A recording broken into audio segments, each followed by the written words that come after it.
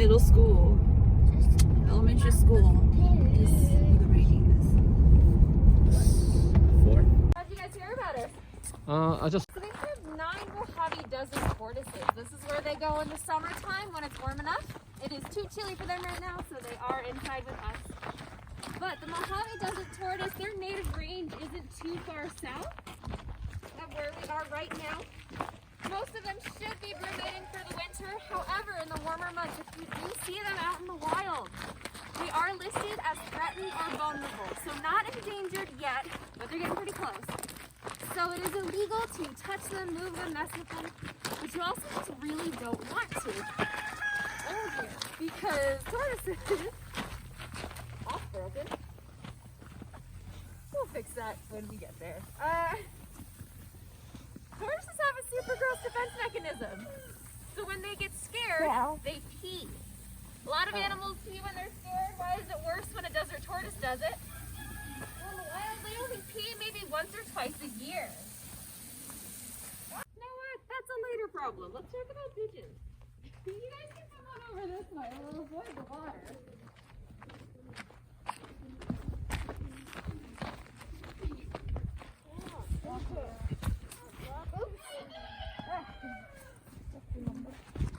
Don't take it.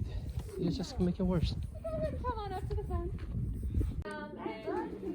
You love pigeons? That is my favorite thing because I also love pigeons. They're super smart. It stinks that leads them home if they're ever lost. Yeah, that's right. Do you want some? You can have some. Ask your parents. But you to find people lost at sea. So these guys can see bright colors. So they're just really good kids. So I do have 28 birds in here. All of them can go home. So if you know anybody that wants a bird but doesn't want a parrot, you can try a pigeon. They're a lot quieter, they're not as destructive, and they're not going to live as long. But they're just as much fun. We just, is already perching on her mom's hand. She'll eat snacks. So they definitely are really fun kids to hang out with. The birds apart. So I can't tell them all apart.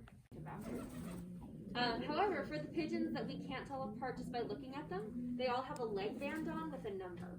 So if I had things I've noticed with these guys, so if you guys look inside, do you see all their nest boxes? Yep. Right there? So they all have their favorite nest box, so the one that they sit in the most often. However, there are about 4 of those boxes that seem to be designated bathroom boxes. So they mostly go in those. So yeah, they do poop a lot, but they seem to like to keep it tidy. Go. Our first stop is the pigeon coop. Yeah, if you wouldn't mind, could you just go up to the fence and tell the chickens that they're very handsome? Because they want a lot of attention. This is their favorite part of the day. So just go on up. You can go around the back of this enclosure if you'd like. Get a better look at Timmy and the girls. Just tell them that they're so pretty because they are. This is their favorite part of the day. Right, Redford? Tell them. Oh. Let's tell Timmy them. is coming back to see you. So you're so pretty. So good looking. Here you go, Timmy. You got a buddy. Hi, chicken. Or what, Timmy or whatever your name. His name is Timmy. I can't record well through these. I think the other one's better because over here is a glare. All right, Montas, we're gonna look at chickens or whatever, and go. Next, we're gonna look at some chickens. All right, this one you can They're get. all dinosaurs to be exact. What? They are all dinosaurs. You're right. Go over here. What? You can put a record from here. Chickens are the closest living relative to the Tyrannosaurus Rex. That is a true fact. What? So the mighty T-Rex. It's very funny. It's very funny, honey. Well, they have 3-toed feet, so they're they don't eat meat. They can. They can. They do? Yeah, of course. They eat seeds too. Not as the majority. Buddy and the hens are supposed to be going home to be adopted in about a week. So very much want that to happen. His buddy's been here for a really long time. He's been here since 2016. What meat do chicken eat? They probably don't eat chicken, right? No, they don't. We don't let them. Then what? Maybe worms. Yeah, worms and stuff like that, bugs. You see that little round bird right there? That's a black-capped chickadee.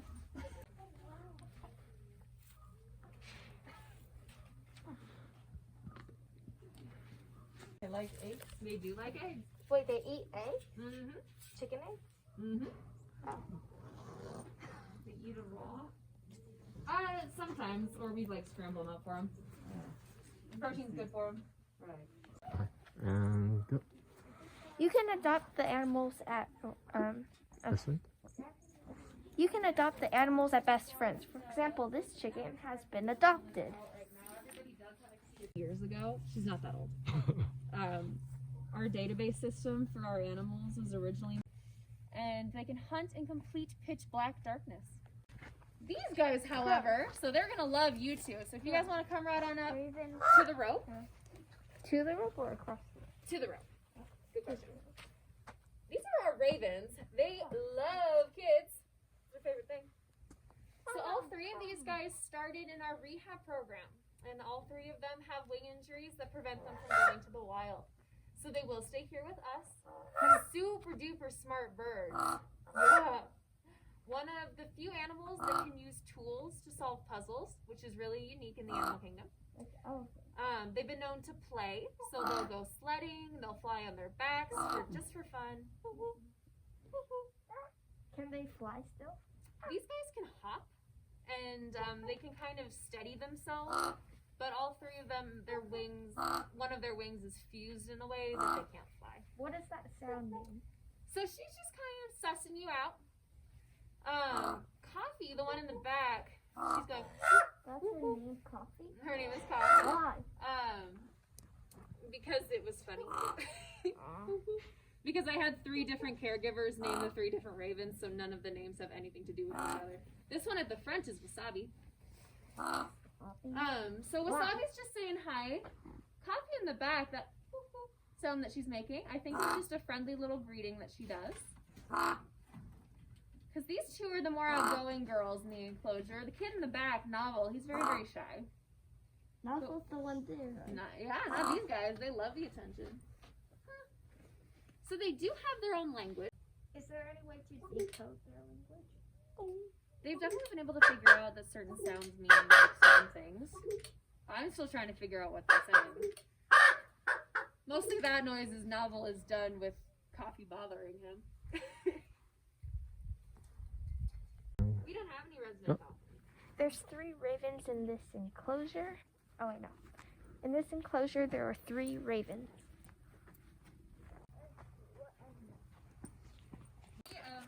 8 adoptable ducks we have. Oh, swans. Or ducks. You can go in the back and say hi. These guys are adoptable.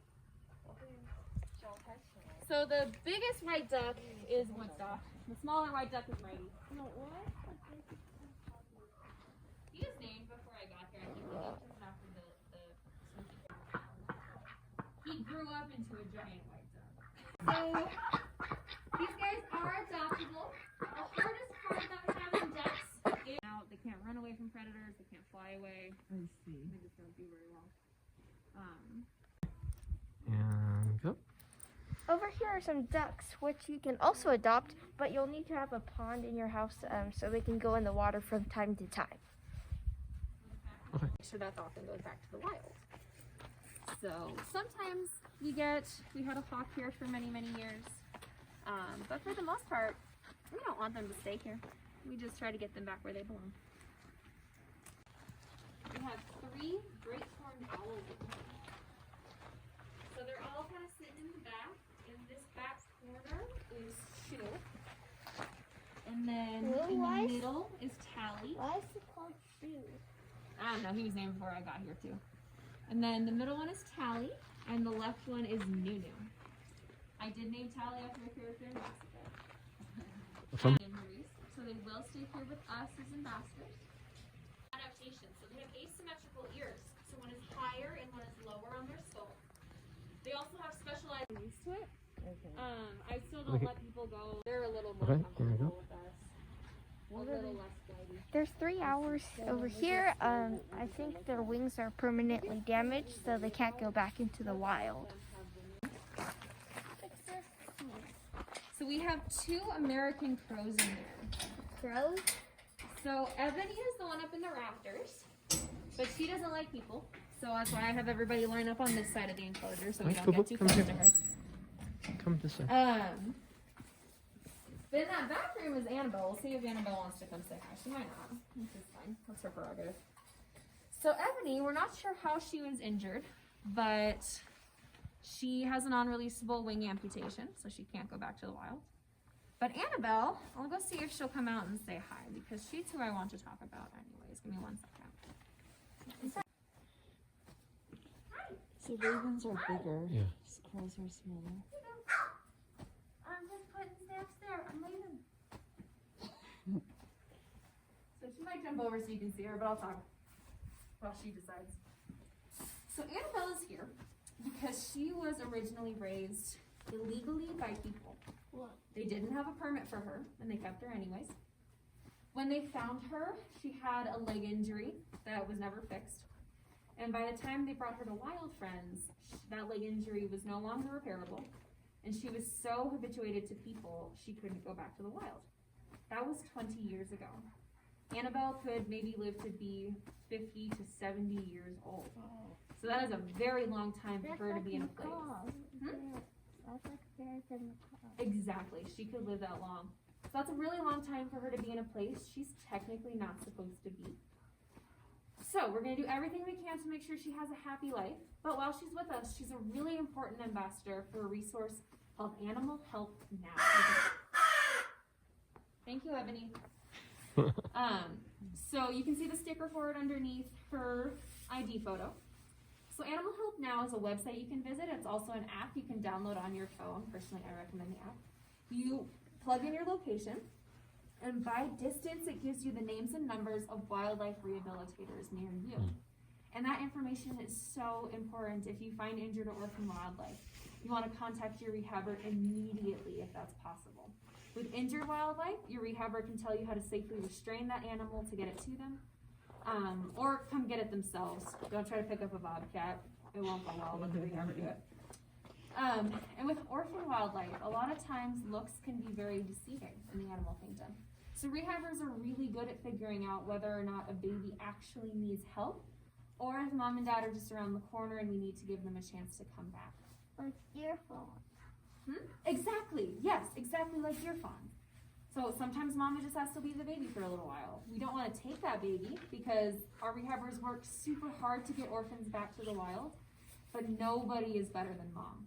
So we always want to keep them together. So if you find injured or orphan wildlife, I definitely find your closest rehabber on Animal Help Now. I don't have service out here, but if you do, I just recommend downloading the app or just taking a photo of the sticker to download it later. Tell all your friends.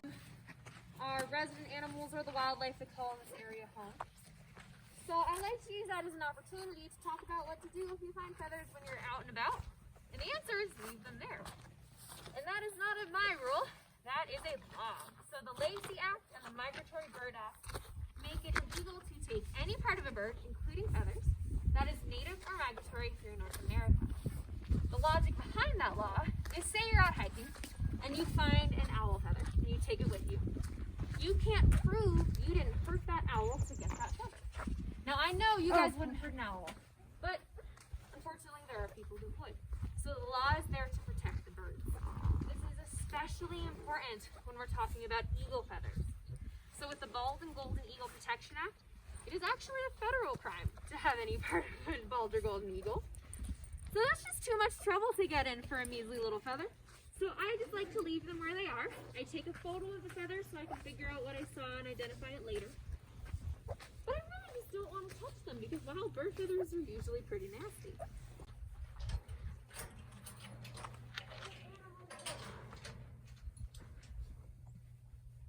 So little one in here is a Siberian mink. So I brought Snackies to see if she'll come out to say hi. Where's the meat? She's not always a morning person, so. Are these all like for toys and stuff? Yep. She loves to play. They look like baby toys. Whoa, is that a cooler?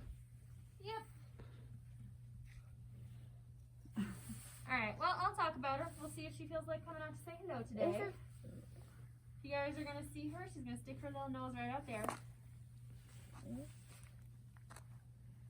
Trail of snacks. It's a Mink? So, little one, hi, you. Oh, it's a Mink? Mm-hmm. That sprays that stinky thingy. Yes. They're not stinky. Oh, no, they're stinky. Oh, they are? Yeah, I brought you more snacks. Do they always stink? Or only when they want to? Always.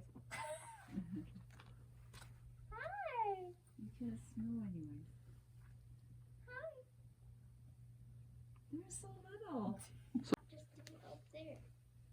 Because that's not a real Mink. So little one, hi. You're being so brave. Your eyes are so sleepy. Did you just wake up? I brought you more snacks. Whoa, she has a long body. Yeah, it just kind of keeps going. I had a kid on the tour the other day call her a cat snake, which is very, very accurate. There's the butt. So little one is here because she escaped from a fur farm. Now, unfortunately, that is still something that happens. The mink farm, yeah, because there are people buying mink coats. Luckily, the coats are going out of style, but the new big thing are eyelashes. Are What? you serious? Yep, so you know those fake eyelashes Oh you my see people wearing? goodness. No Made out of way. these guys. On. Oh, doesn't that thing freeze? Like later on? There's a layer of ice, yeah. See that? It freezes when it snows, right? And then you got that deep. Here, 1, 2, 3. Look here, Boo Boo Tree. And go. Oh, and go. Hello, Bloggineers. We are at Log in Pigeons. Hello, Bloggineer patrons. We are at Best Friends. This is a bonus video. Hello, January. Yeah. Hello, Bloggineer patrons. This is our bonus video for the month of January. Today we are at Best Friends Wildlife Sanctuary. Wait, today. We're in, yeah, this one is in Canop, Utah, and we're going on tour to see some feathered friends with wild friends. Okay. Or something like that. All right, and go. Today we are at Best Friends Wildlife Sanctuary in Canop, Utah, and we're going on a tour to see some feathered friends with wild friends. All right, go. So that is the end of the tour. We saw some pretty cool animals. I think my favorite was probably the mink. Is that how you say it? The mink. Yeah. So that is the end of our tour. We saw some really cool animals, like there were ducks and chickens and ravens and crows and owls. But my favorite one was probably the mink. Wait, that's not even a feathered friend though, right? No, that's fine. And maybe like And yeah, talk about your favorite. yes, and then yes. Boo Boo mention. Oh, you want to ask him first, and then you can continue. Okay. All right, and go. Brother, what was your favorite animal? My favorite animal was the pigeon. Okay, yes, the pigeons were very cute.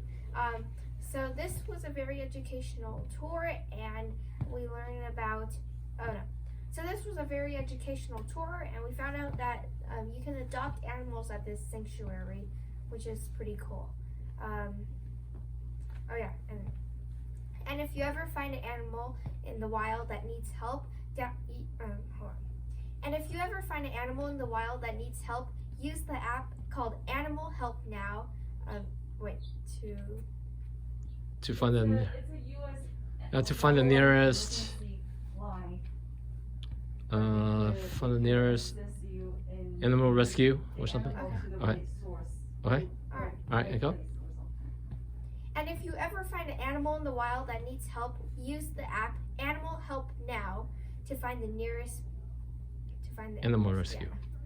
And if you ever find an animal that needs, and if you ever find an animal in the wild that needs help, use the app Animal Help Now to find the nearest animal rescue. And thank you again for your support. Thank you again for your support, and we'll see you. Thank you again for your support, and we'll see you in future videos. Bye. Bye.